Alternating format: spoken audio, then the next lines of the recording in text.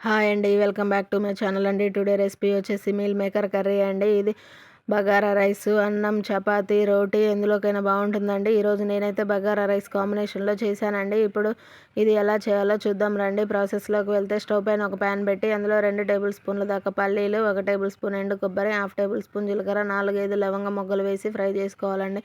ఆ తర్వాత 4, 5 జీడిపప్పు పలుకులు, ఒక చిన్న ఇంచు దాల్చిన చెక్క, 3, 4 ఇలాచీలు వేసి ఫ్రై చేసుకోవాలండి.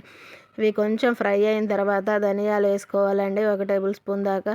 ఇవి కూడా ఫ్రై అయిన తర్వాత తీసి పక్కన చల్లార్చుకోవాలండి. ఇప్పుడు ఒక స్టవ్ పైన నీళ్లు పెట్టి అందులో రోలింగ్ బాయిల్ అయిన తర్వాత నీళ్లు 3/4 కప్పు దాకా మీల్ మేకర్ వేసుకోవాలండి. మీల్ మేకర్ వేసాక ఫ్లేమ్ ఆఫ్ చేసి మూత పెట్టి పక్కన పెట్టుకోవాలండి. ఇప్పుడు ఒక మిక్సీ జార్ తీసుకొని మనం అందులో ముందుగా వేయించి పెట్టుకున్న స్పైసెస్ అన్నీ మిక్సీ చేసుకోవాలండి. ముందు కోర్సుగా బ్లెండ్ చేసి ఆ తర్వాత వాటర్ యాడ్ చేసి మెత్తని పేస్ట్ చేసి పక్కన పెట్టుకోవాలండి. ఆ పేస్ట్ని ఒక గిన్నెలో తీసి పక్కన ఉంచుకుందామండి. ఇప్పుడు మనం నీళ్ళలో వేసి పెట్టిన మీల్ మేకర్ని వాటర్ ఏం లేకుండా మొత్తంగా స్క్వీజ్ చేసి పక్కన పెట్టుకుందామండి. వాటర్ అసలు లేకుండా తీసేయాలండి. ఆ తర్వాత మనం కడాయి పెట్టి స్టవ్ పైన 4, 5 టేబుల్ స్పూన్ల ఆయిల్ వేసి ఆయిల్ హీట్ అయిన తర్వాత 2 బిర్యానీ ఆకులు, హాఫ్ టేబుల్ స్పూన్ జీలకర్ర వేయాలండి. ఇవి కొంచెం ఫ్రై అయిన తర్వాత ఒక 3/4 కప్పు దాకా ఉల్లితరుగు వేసి ఉల్లిపాయల్లోనే కొంచెం సాల్ట్, పసుపు వేయడం వల్ల త్వరగా ఫ్రై అవుతాయండి. ఉల్లిపాయలు కొంచెం ఫ్రై అవ్వాలి. ఉల్లిపాయలు లైట్గా ఫ్రై అయిన తర్వాత 1 టేబుల్ స్పూన్ అల్లం వెల్లుల్లి పేస్ట్ వేసి అది కొంచెం ఫ్రై అవ్వాలి. ఆ తర్వాత కరివేపాకు వేసుకోవాలి. కరివేపాకు కూడా కొంచెం ఫ్రై అయిన తర్వాత 1 కప్పు దాకా టమాటా ముక్కలు వేసుకోవాలండి. టమాటా ముక్కలు వేసిన తర్వాత మన రుచికి సరిపడినంత సాల్ట్ వేసుకోవాలండి. నేనైతే 1 టేబుల్ స్పూన్ సాల్ట్ వేసానండి.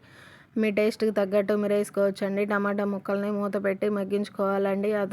మధ్య మధ్యలో కలుపుతూ ఉండాలండి, లేదంటే అడుగు పెట్టేస్తుంది. టమాటాలు మగ్గడానికి పెద్ద ఎక్కువ టైం ఏం పట్టదండి. టమాటాలు బాగా మగ్గేంత వరకు మగ్గించుకోవాలండి. టమాటాలు పూర్తిగా మగ్గితేనే కర్రీ టేస్ట్ బాగుంటుందండి. టమాటాలు మెత్తగా మగ్గిన తర్వాత మనం ముందుగా మసాలా చేసి పెట్టుకున్నాం కదా, అది ఇందులో యాడ్ చేసుకోవాలండి. మసాలా అంతా కలిసేంత వరకు బాగా కలుపుకోవాలి. మసాలా అంతా బాగా కలిసిన తర్వాత మూత పెట్టి మధ్యలో కలుపుకుంటూ ఉడికించుకోవాలండి. ఆయిల్ సపరేట్ అయ్యేంత వరకు. ఆయిల్ సపరేట్ అయిన తర్వాత మనం ఇందులో 1 టేబుల్ స్పూన్ కారం వేసుకోవాలండి. మీ టేస్ట్కి తగ్గట్టు, మీ స్పైస్కి తగ్గట్టు వేసుకోవచ్చండి. నేనైతే 1 టేబుల్ స్పూన్ కారం వేసానండి. మీ టేస్ట్కి తగ్గట్టు యాడ్ చేసుకోవచ్చు. ఆ తర్వాత మనం ముందుగా పిండి పక్కన పెట్టుకున్న మీల్ మేకర్ వేసుకోవచ్చండి. మీల్ మేకర్ వేసి బాగా కలపాలండి. అందులో తర్వాత మనం మిక్సీ జార్లో నీళ్లు పోసి తొలుపుకొని అందులో వాటర్ యాడ్ చేసుకోవాలండి. నేనైతే 2 కప్పుల నీళ్ళు యాడ్ చేశానండి.